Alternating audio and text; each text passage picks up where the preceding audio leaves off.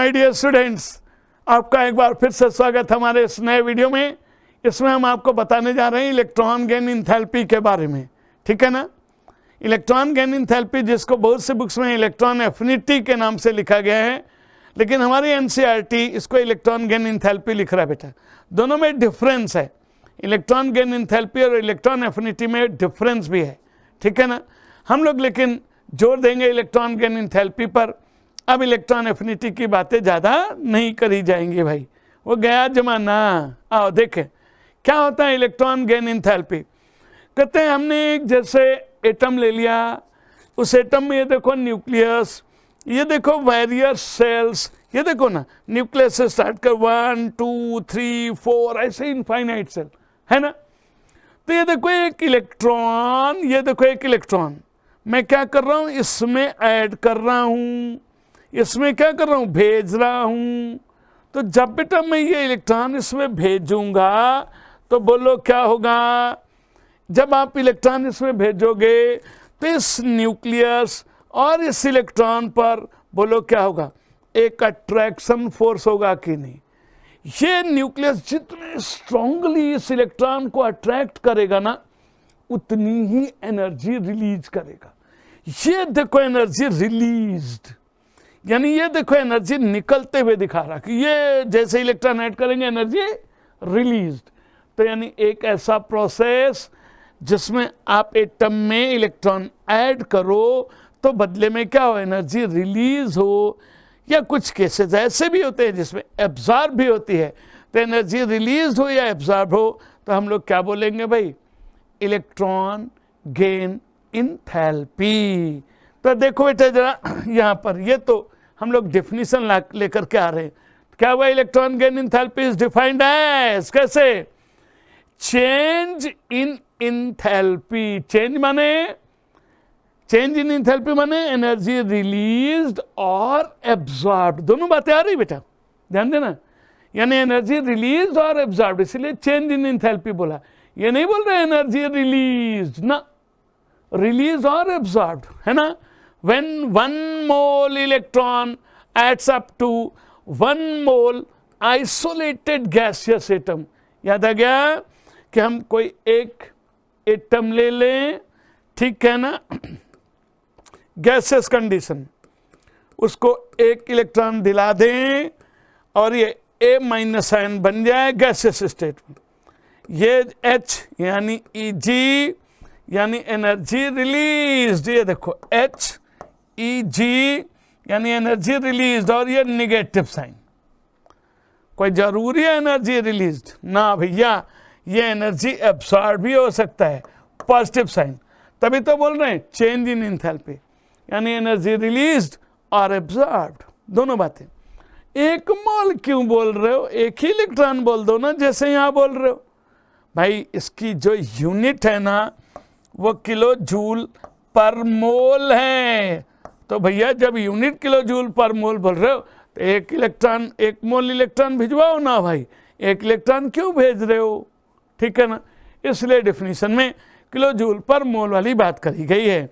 अब अगर आप ये यूनिट किलो जूल पर मोल में मत लिखो भैया, तो फिर हम कौन सा मानेंगे, वही वाला एक इलेक्ट्रॉन वाला मान लेंगे, है ना। यानी change in enthalpy when 1 electron adds up to an isolated gaseous atom to form negative ion। लो नहीं मानना भैया एक मोल, है ना, वो देखना पड़ेगा हमसे सवाल वाला किस पर बात कर रहा है, हमको उसी के अकॉर्डिंग अपनी डिफिनेशन लानी है, ठीक है। चलो देखते हैं, यहाँ पर एक बात आपको और दिखा रहे हैं। क्या बोल रहे हैं बेटा कि अगर आप किसी आइसोलेटेड गैसेस एटम को एक इलेक्ट्रॉन दे रहे हो, एक मोल इलेक्ट्रॉन दे रहे हो, तो ये देखो चेंज इन एंथैल्पी दिखा रहा है, एनर्जी रिलीज्ड, माइनस साइन है ना, माइनस साइन है तो एनर्जी रिलीज होगा ना। जब डेल्टा एच की वैल्यू पॉजिटिव हो जाए तो एनर्जी एब्जॉर्ब्ड। ये देखो फ्लोरीन को जब एक मोल इलेक्ट्रॉन दोगे तो ये एक मोल F- आयन बनेगा और 3 to 8 kilo joule energy release करेगा, ठीक है ना। ऐसे ही नाइट्रोजन का एक मोल एटम लो, उसको एक मोल इलेक्ट्रॉन दो, एक मोल N- आयन बने, तो यहाँ पर जो एनर्जी एब्सॉर्ब होगी पॉजिटिव साइन, ठीक है बेटा। यानी एनर्जी रिलीज होगा तो delta H negative, energy absorb होगा तो डेल्टा एच पॉजिटिव होगा, ठीक है ना। अब एनर्जी रिलीज यानी एक्सोथर्मिक, एनर्जी एब्जॉर्ब यानी इंडोथर्मिक, यानी दो प्रोसेस होगा, एक्सोथर्मिक भी और इंडोथर्मिक भी। अब देखो बेटा, जो भी हम लोग इलेक्ट्रॉन गेन एंथैल्पी डिफाइन करते हैं ना, वो एक ही इलेक्ट्रॉन के लिए करते हैं अपनी डिफिनीशन, यानी change in enthalpy when one electron, अच्छा दूसरा इलेक्ट्रॉन भेजे तो, सक्सेसिव भेजे तो आप बताओ ना, माइनस चार्ज बन गया, माइनस साइन बन गया, अब उसको एक और इलेक्ट्रॉन देना चाहते हो तो माइनस, और जो इलेक्ट्रॉन आ रहा माइनस, बोलो माइनस माइनस में क्या, बोलो रिपल्सन ना, माइनस माइनस दोनों एक जैसे होगा तो रिपल्सन ही तो होगा भैया। तो रिपल्सन नहीं, हमें इलेक्ट्रॉन भेज नहीं है तो दो ना एनर्जी, दोगे एनर्जी तभी तो इलेक्ट्रॉन एक्सेप्ट कर पाएगा, नहीं तो क्या करेगा, रिपल्सन, चल हट, इलेक्ट्रॉन कहाँ चला आ रहा है। ये देखो ना भैया, यहाँ ये रहा एक एटम गैसियस फॉर्म में, एक इलेक्ट्रॉन भेज दिया, ए माइनस आयन बन गया, एनर्जी रिलीज या एब्जॉर्ब हो गया, ये लो HEG, तो हमने क्या बोला, एनर्जी रिलीज, चल भैया निगेटिव आ गया, ठीक है ना। हमने बोला था पहले पॉजिटिव भी हो सकता है, लेकिन अब एक बात बताओ, जब एक माइनस आयन बन गया, अब इसको एक और इलेक्ट्रॉन दोगे तो इस माइनस और इस माइनस में रिपल्सन नहीं, हमको दे नहीं है, तो एनर्जी दो ना। तो क्या लिख रहा है, एनर्जी सप्लाइड, तो एनर्जी सप्लाई कर दोगे तो ए डबल माइनस आयन बन जाएगा, हो गया ना सिंपल। तो यानी जब भी आप दूसरी बार इलेक्ट्रॉन दोगे ना, गारंटीड एनर्जी देनी पड़ेगी, है बिना दिए भैया एनर्जी दूसरा इलेक्ट्रॉन ना भेज पाओगे, पक्का। अब इसी में एक डिफिनीशन इलेक्ट्रॉन एफिनिटी वाली भी बता देता हूं। इलेक्ट्रॉन एफिनिटी माने इलेक्ट्रॉन की चाहत, ठीक है ना, कितने स्ट्रांगली उस इलेक्ट्रॉन को खींचता है अपनी तरफ, वही हो गया क्या, इलेक्ट्रॉन एफिनिटी। यहां पर सिर्फ एनर्जी रिलीज वाली बात होती है, एब्जॉर्ब की कहानी नहीं कहता, सिर्फ रिलीज्ड। अच्छा, तो नोबल गैस जिनके पॉजिटिव इलेक्ट्रॉन गेन एंथैल्पी आ रही थी, उनको बोलता है जीरो होती भैया, बोलता है जीरो होती है। नोबल गैसेस की, नाइट्रोजन की, बेरिलियम की, क्या बोलता है, जीरो होती है, ठीक है ना। तो ये देखो क्या डिफिनीशन बोल रहा है, एनर्जी रिलीज्ड, खाली रिलीज बोल रहा है, एब्जॉर्ब नहीं बोल रहा है, released when an electron added to, वही 1 mole an electron is added to an isolated gases atom, क्या बोल दिया, इलेक्ट्रॉन एफिनिटी मिलाओ, the amount of energy released, खाली रिलीज बोल रहा है, when 1 mole electron is added to the outermost shell of an 1 mole of an isolated gaseous atom। 1 mole isolated gases atom में 1 mole electron भेज दो उनके lower energy state में, तो हम लोग उसी को क्या बोलेंगे, इलेक्ट्रॉन एफिनिटी, ठीक है ना बेटा। नोबल गैसेस की इलेक्ट्रॉन एफिनिटी क्या मानी गई, जीरो, और बाकियों की एनर्जी क्या मानी गई, एनर्जी रिलीज्ड, ठीक है ना। तो ये थोड़ा जो हमारा थर्मोडायनेमिक्स का मेथड है ना कन्वेंशनल, उससे थोड़ा इसका साइन बदल जाता है, इसीलिए इसको नमस्ते कर लेते हैं, कंफ्यूजन क्रिएट कराता है, इसीलिए एनसीईआरटी ना लिखा कहीं कहीं पढ़ लो भैया, आप तुमको ना बताएंगे, है ना। चलो अगला देखते हैं, कौन कौन से फैक्टर अफेक्ट करते हैं इलेक्ट्रॉन गेन एंथैल्पी को। अब मैं आपसे पूछता हूं, बताओ ना भाई, एटम का साइज बढ़ाएं तो बाहर वाले इलेक्ट्रॉन पर अट्रैक्शन फोर्स कम हो जाएगा, तो बोलो जब हम इलेक्ट्रॉन उसमें भेजेंगे तो अट्रैक्शन कम होगा तो एनर्जी कम रिलीज होगी कि ज्यादा, बोलो बोलो, जब अट्रैक्शन कम होगा तो एनर्जी कम ही तो रिलीज होगी ना, अट्रैक्शन ज्यादा होगा एनर्जी ज्यादा रिलीज होगी। तो इसका मतलब एटॉमिक साइज बढ़ाऊंगा तो इलेक्ट्रॉन गेन एंथैल्पी कम होगी ना। तो ये देखो क्या बोल रहा है, electron gain enthalpy inversely proportional to atomic size, atomic size बढ़ाओगे इलेक्ट्रॉन गेन एंथैल्पी कम हो जाएगी। इधर देखो स्क्रीनिंग इफेक्ट का क्या होगा, तो मालूम है ना, स्क्रीनिंग इफेक्ट बढ़ा दोगे तो बाहर वाले इलेक्ट्रॉन पर अट्रैक्शन कम हो जाएगा। तो भैया स्क्रीनिंग इफेक्ट बढ़ाओगे तो अट्रैक्शन फोर्स कम होगा बाहर वाले इलेक्ट्रॉन पर, तो इलेक्ट्रॉन गेन एंथैल्पी भी क्या हो जाएगी, कम हो जाएगी। बोलो, तो यानी स्क्रीनिंग इफेक्ट ज़्यादा तो इलेक्ट्रॉन गेन एंथैल्पी कम, क्लियर हो गया। यानी जितना ज़्यादा अट्रैक्शन फोर्स, देखो ये पहले पेज में ही मैंने आपको इस पॉइंट को एक्सप्लेन किया था। देखो बेटा क्या है ये, देखो ना HEG electron gain enthalpy directly proportional to force of attraction, जितना अट्रैक्शन फोर्स होगा। और वही देखो फोर्स ऑफ अट्रैक्शन ये आ गया, ठीक है ना, Q1 Q2 upon R square. तो मालूम है ना ये उसी के बेस पर तो आ रहा है, जितना ज़्यादा अट्रैक्शन उतना ही ज़्यादा बेटा यहाँ पर क्या हो जाएगा, एनर्जी रिलीज्ड, ठीक है ना। ये बात हमारी इलेक्ट्रॉन एफिनिटी में है, सिर्फ जानकारी के लिए रखो इसे, है ना। अब इस पर बात हमारी नहीं हो रही ज़्यादा। अब बेटा है ना, अब देखते हैं electron gain enthalpy Jeff. Jeff देखें क्या होगा, जेफ क्या था, इफेक्टिव एटॉमिक नंबर। अब न्यूक्लियस की ताकत बढ़ा दो यानी जेफ बढ़ा दो, यानी इफेक्टिव एटॉमिक नंबर बढ़ा दो, तो क्या होगा, अट्रैक्शन बढ़ेगा, बाहर वाले इलेक्ट्रॉन पर अट्रैक्शन बढ़ेगा। तो आप ही बोलो ना, जब अट्रैक्शन बढ़ेगा तो एनर्जी ज़्यादा रिलीज होगी कि नहीं, तो वही बोल रहा है इलेक्ट्रॉन गेन एंथैल्पी बढ़ जाएगी। कब, जब जेफ ज़्यादा होगा। हो गया ना, सिंपल सी बात है, बहुत सिंपल सी बात है। अब देखो जो हाफ फील्ड और फुल फील्ड ऑर्बिटल, याद आया आईपी में भी हम लोगों ने पढ़ा था half field and full filled orbital, याद है उसमें क्या बोला था कि अगर हाफ फील्ड और फुल फील्ड हो जाएगा, एक्स्ट्रा स्टेबल हो जाएगा, उससे इलेक्ट्रॉन निकालना मुश्किल, तो उनका आईपी ज़्यादा। अपने अगले मेंबर्स, अरे भैया वो तो यहाँ पर भी होगा, जब दोनों यानी हाफ फील्ड या फुल फील्ड ऑर्बिटल आ जाएं क्या होगा, एक्स्ट्रा स्टेबल हो जाएगा। अब बोलो जब वो एक्स्ट्रा स्टेबल होगा तो क्या होगा, एक्स्ट्रा स्टेबल होगा तो क्या होगा, आप एक इलेक्ट्रॉन भेजोगे, चाहिए ही नहीं, एक्स्ट्रा स्टेबल है, करो नहीं लेते इलेक्ट्रॉन, नहीं लेते इलेक्ट्रॉन, नहीं तुझे तो लेना ही है इलेक्ट्रॉन, तो दो ना एनर्जी, दो तो ले लेगा।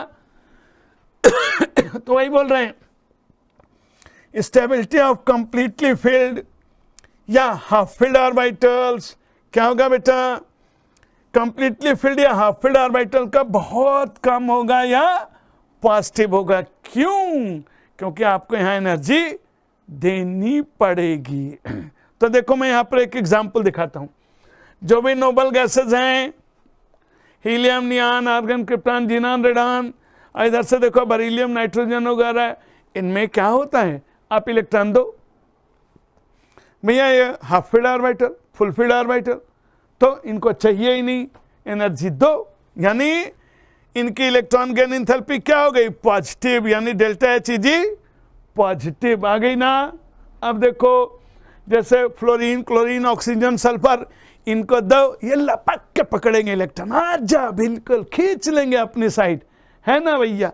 और जब खींच लेंगे तो एनर्जी रिलीज करेंगे, जितने स्ट्रांगली खींचेंगे उतनी एनर्जी रिलीज करेंगे। ये देखो भैया इलेक्ट्रॉन गेन एंथैल्पी क्या बोल दिया, नेगेटिव।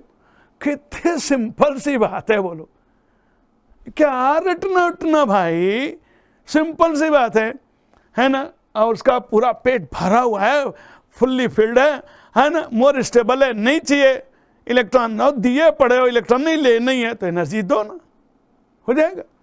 तो देखो बेटा अगला केस देखते हैं भैया, इसमें हम आपको बता रहे हैं सक्सेसिव इलेक्ट्रॉन गेन एंथैल्पी के बारे में।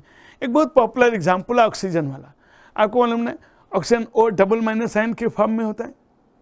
आपने एक आइसोलेटेड गैसेस एटम में एक इलेक्ट्रॉन भेज दिया, मान लो ऑक्सीजन था, उसमें आपने एक इलेक्ट्रॉन भेज दिया, O- आ गया, एनर्जी रिलीज हो गई, ठीक। अब दूसरा इलेक्ट्रॉन भेज रहे हो तो नहीं लेगा, क्यों, माइनस, ऑक्सीजन पर माइनस आ गया, एक और इलेक्ट्रॉन ला रहे, इस पर माइनस, ये इलेक्ट्रॉन पर भी माइनस, चल हट होगा ना, इलेक्ट्रॉन को रिपेल करेगा भाई, अट्रैक्ट तो नहीं ना करेगा।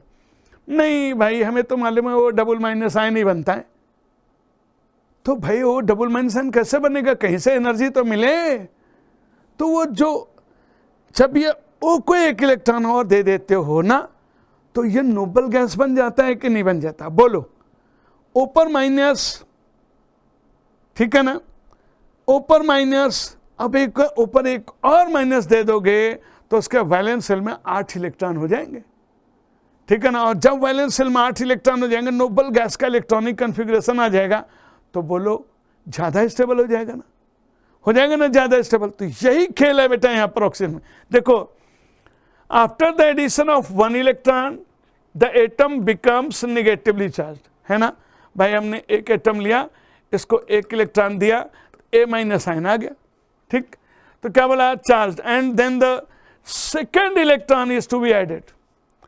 तो अननेगेटिवली चार्ज आयन, जब हम नेगेटिवली चार्ज आयन में दूसरा इलेक्ट्रॉन भेज रहे हैं तो क्या होगा, addition of second electron is opposed by the electrostatic repulsion and hence, तो है ना भाई, यही तो बोला था कि नेगेटिव ऑलरेडी उसमें ओपन माइनस आ गया, अब जब दूसरा लाओगे तो रिपल्सन होगा ना, वही बोल रहा है, रिपल्सन हो रहा है।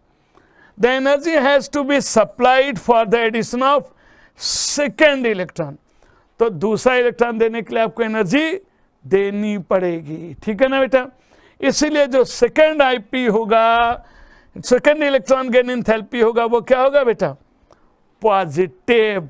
सेकेंड इलेक्ट्रॉन गेन एंथैल्पी क्या हो जाएगा, पॉजिटिव, यानी एनर्जी देनी पड़ेगी, ठीक है ना। ये बात आपको ध्यान रखनी है, आईपी में हर बार एनर्जी देनी पड़ेगी, लेकिन यहाँ पर पहली बार मिलने का चांस है, दूसरी बार एनर्जी देनी पड़ेगी। एग्जाम्पल में दिखाया है वही ऑक्सीजन वाला कि electron is added to oxygen atom, O minus ion बन गया, तो एनर्जी इज रिलीज्ड, क्या हो गई बेटा, एनर्जी रिलीज हो गई। अब दूसरा भेज रहा हूं, बट व्हेन अनदर इलेक्ट्रॉन, दूसरा इलेक्ट्रॉन भेज रहा हूं added to O minus ion, O minus है, अब एक और भेज रहा हूं, तो माइनस माइनस रिपल्सन, तो क्या होगा, एनर्जी इज एब्सॉर्ब्ड, दो ना एनर्जी, तब तो एंट्री मारेगा भैया, नहीं तो नहीं, रिपेल हो जाएगा। बोलो क्लियर। तो ये बेटा हमने आपको इलेक्ट्रॉन गेन एंथैल्पी के बारे में बताया, कौन कौन से फैक्टर अफेक्ट करते हैं बताया। तो आओ देखें ग्रुप में जाने में और पीरियड में क्या होगा, चलो देखते हैं भैया। Variation with in a group, ऊपर से नीचे आओ, इलेक्ट्रॉन गेन एंथैल्पी क्या होगा, तो भैया ऊपर से नीचे आओगे, साइज ग्रुप में बढ़ता जाएगा, एटम का साइज बढ़ता जाएगा, बाहर वाले इलेक्ट्रॉन पर अट्रैक्शन कम हो जाएगा। बोलो एनर्जी कम रिलीज होगी कि ज़्यादा, बोलो। अब तो भैया ऊपर से नीचे आ रहे हैं, साइज बढ़ रहा है, तो इलेक्ट्रॉन स्ट्रांगली अट्रैक्ट नहीं होगा, तो एनर्जी कम रिलीज होगी, यानी ऊपर से नीचे HEG क्या होगा, डिक्रीज्ड। क्यों डिक्रीज्ड, ड्यू टू, देखो अब रीजन आ गया, due to increase in size. यहां पर जो थर्ड पीरियड और सेकेंड पीरियड वाले हैं ना, इनमें थोड़ा गड़बड़ है, तो यही सवाल है भाई, उसको अभी अगली लाइन में ले आ रहा हूँ, ठीक है, अगली लाइन में ले आ रहा हूँ भाई। यहाँ पर देखो वेरिएशन अलॉन्ग अ पीरियड, अब पीरियड में चलते हैं आगे, चलो आगे चलो, देखो क्या हो जाएगा, आगे जाते जाओगे साइज छोटा होता जाएगा, न्यूक्लियर चार्ज बढ़ता जाएगा, यानी जेफ बढ़ता जाएगा, तो बोलो अट्रैक्शन फोर्स बढ़ेगा, तो इलेक्ट्रॉन गेन एंथैल्पी बढ़ेगी ना, हाँ बढ़ेगी, इन जनरल तो बढ़ेगी। ये देखो HEG इंक्रीज्ड, तो इतने दुखी मन से काहे बोल रहे हो, अरे दो तीन रंगबाज नहीं आ गए बीच में, वो सेकंड ग्रुप वाले और वो फिफ्थ यानी 15th वाले, फिफ्थ या 15th वाले, ठीक है ना। तो मैं फिफ्थ को ना लिख करके खाली 15th वाला लिखूंगा, क्योंकि फिफ्थ के साथ A और B भी तो लिखना पड़ेगा, झंझट है, 15th लिखते हैं। अब देखो ग्रुप 18 वाले याद हैं, ग्रुप 18 में कौन सा था, neon, helium, neon, argon, krypton, यानी नोबल गैसेस। 15 में कौन, नाइट्रोजन, फास्फोरस वगैरह। सेकंड में कौन, बेरिलियम, मैग्नीशियम वगैरह, याद आया, बेरिलियम, मैग्नीशियम वगैरह। तो क्या था, याद करो बेटा, इनकी पॉजिटिव वैल्यू थी ना, तो भैया इनको हटा दो, तो बात करो ना, बिल्कुल सच्चा सुच्चा बन करके आ जाएगा।